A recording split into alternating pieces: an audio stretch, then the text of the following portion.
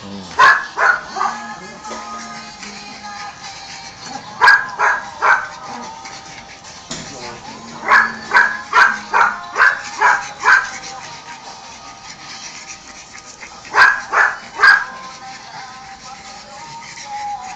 bakit dito nalalak? Yung sa akin, hindi ganyan, no? Lumalabas. Malaki yung pwerto na sa akin eh. Hindi sa akin malaki. Yung sa iyo nalalak, oh.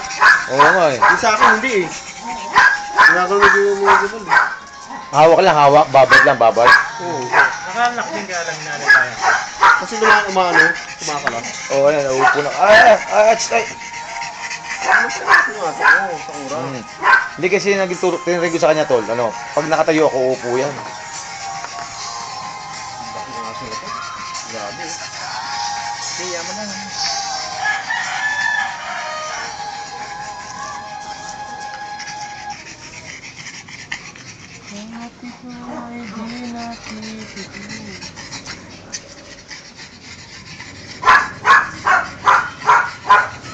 Bali yan ba? Paano yan?